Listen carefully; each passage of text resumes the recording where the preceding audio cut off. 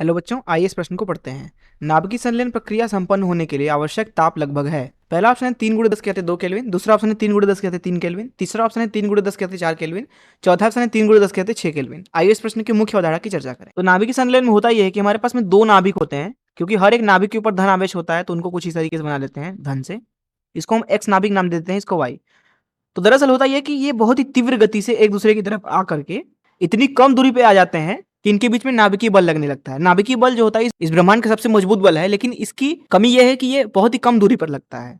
और जब नाभिकों को इतनी तेजी से फेंकते हैं कि वे लगभग लगभग 10⁻⁻15 मीटर तक आ जाएं पास पास, ऐसी स्थिति में इन दोनों के बीच में जो है नाभिकीय बल लगने लगता है और नाभिकीय अभिक्रिया संभव हो जाती है। होता यह है कि संलयन में दो हल्के नाभिक, जिनको हमने यहाँ पे एक्स और वाई बोल दिया है, ये जुड़ करके एक नया नाभिक देते हैं, भारी नाभिक, जिसको यहाँ पे हम जेड बोल देते हैं। तथा इसके साथ बहुत ही ज्यादा मात्रा में ऊर्जा उत्पन्न होती है, क्योंकि यहाँ पे आप देख सकते हैं कि दोनों नाभिक धन आवेशित होते हैं, इसलिए इनके बीच में जो है वो इसलिए इनके बीच में अगर मान लेते हैं ये आर दूरी पर है तो स्थिर वैद्युत बल लगती है, जिसका मान हम लिख सकते हैं कि Q1 Q2 बटे आर स्क्वायर। अब जैसा कि मैंने आपको बताया कि नाभिकीय संलयन के लिए जरूरी है कि जो दोनों नाभिकों के बीच में दूरी है वो बहुत ही कम हो, लगभग 10⁻⁻15 मीटर।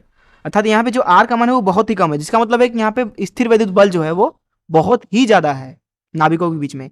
यही कारण है कि जो इनकी रफ्तार होनी चाहिए अर्थात v का मान, वो दरअसल बहुत ही ज्यादा होना चाहिए, जिसका मतलब है कि इनकी गतिज ऊर्जा बहुत ज्यादा होनी चाहिए।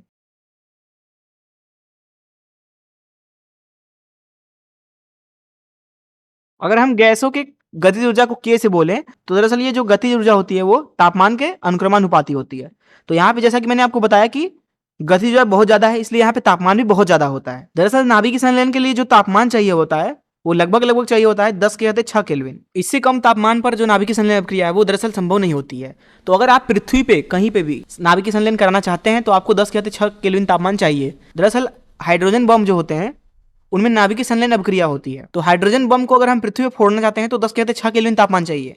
हम इतना तापमान खुद से नहीं बना सकते हैं, इसलिए हाइड्रोजन बम जो होता है दरअसल उसको चलाने के लिए नाभिकीय विखंडन पहले करते हैं। तो नाभिकीय विखंडन से जो ऊर्जा उत्पन्न होती है वो नाभिकीय संलयन में प्रयोग होती है, तब जाके 10⁻6 केल्विन तापमान प्राप्त हो पाता है। तो इस मुख्य उदाहरण से अगर हम इस प्रश्न को हल करें तो यहाँ पे अगर ऑप्शन डी देखें तो वो दरअसल सही होना चाहिए। मैं आशा करता हूँ कि आपको इस प्रश्न का हल जरूर समझ आया होगा। धन्यवाद।